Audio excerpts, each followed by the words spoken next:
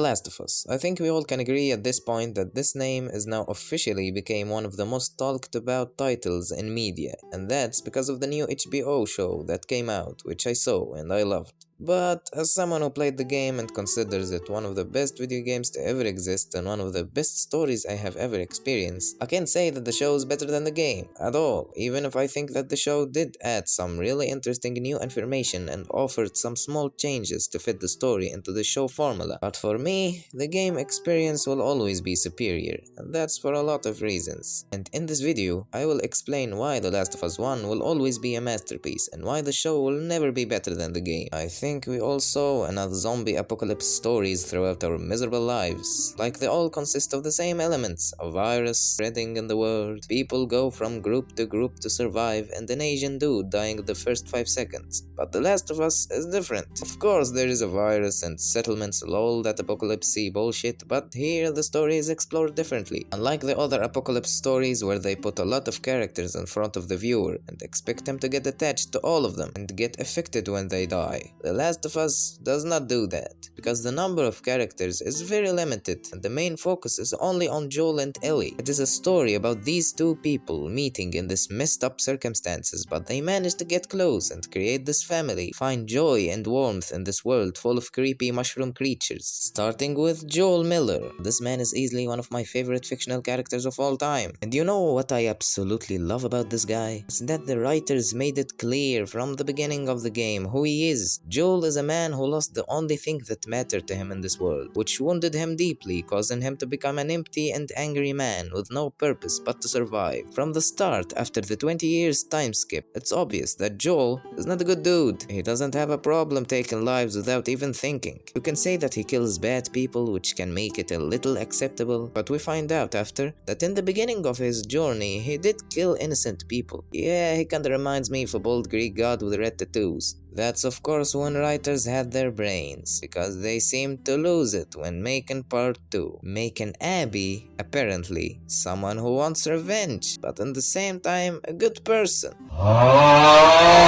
Well, that cannot happen, my dear, and yeah, I'm from the people that sees the second one as a bad game. Still, it did not make the first one worse or anything. I still do not consider the sequel as something that actually exists in the world of matter. Well, back to the good stuff. What happened to Joel, the loss of his soul, is what makes the journey of him and Ellie so powerful. Other than the beautiful themes that The Last of Us explore throughout the game, you are seeing this broken man regain his soul when meeting this little girl that awakened again the sense of love and fatherhood that died inside him when his daughter was killed. But here is exactly what makes this story and this character in particular so unique and special. It's that the slow bond that is being built between Joel and Ellie throughout the game does not make Joel a good person, because apparently knowing Ellie and being so protective of her caused literally the downfall of humanity in the end of the game. Even if I still think that the Fireflies were wrong when they wanted to kill a child to make a vaccine. But Joel, of course, at that moment did not commit that massacre because they were killing a child. It's because that child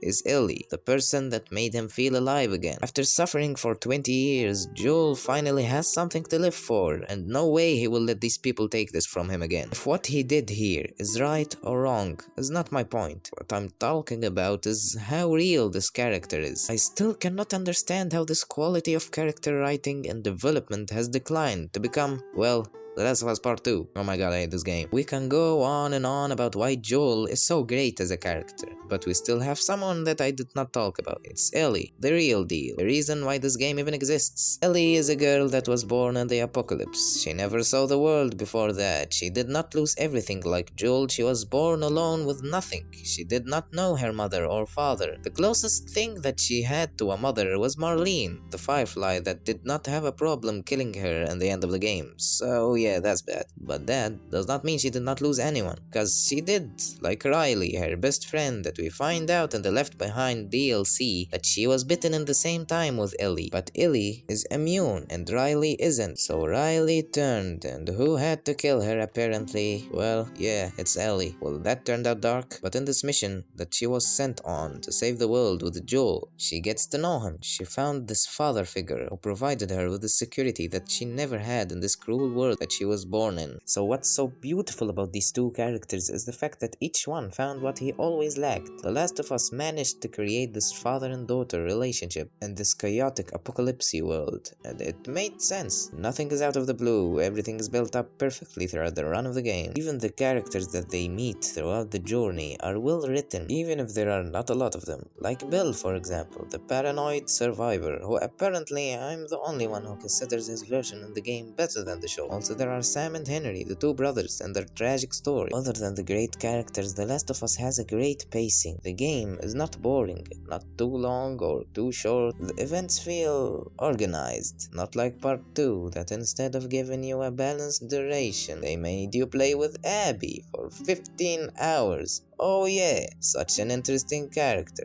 I'm so happy that I'm playing with this boring ass person who I do not give a single shit about. Thank you, Naughty Dog, you really made my life better.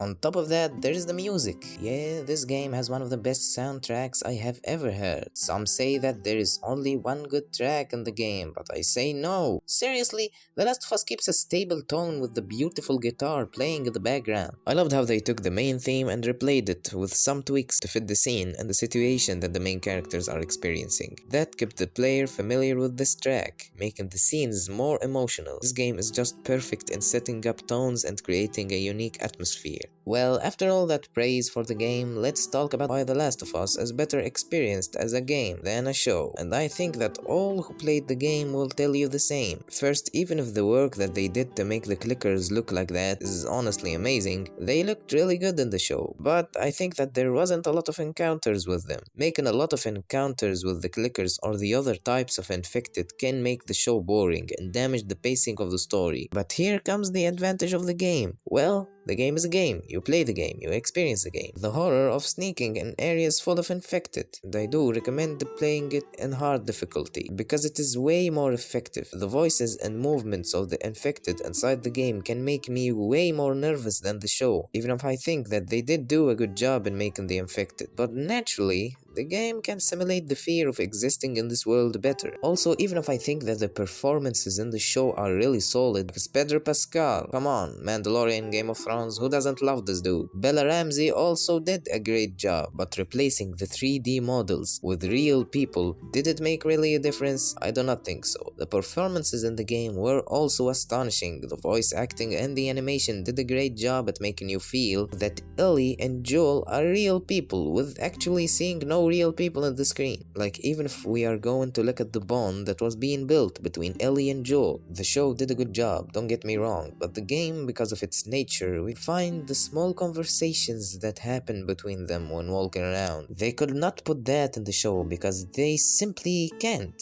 It will be boring, just two people talking when walking. But in the game, it works, and it makes the development of this relationship more powerful. Well, in conclusion, The Last of Us will always be a masterpiece and the narrative-based games division. As for me, I can say that it is art, with its great characters, story, and even fitting gameplay. And the show was good, and I should give it the credit of making the first good live-action video game adaptation in the history of human life. So thank you for watching, please like, subscribe, share, and leave a comment if you think that part 2 is good, cause it's not, and thank you.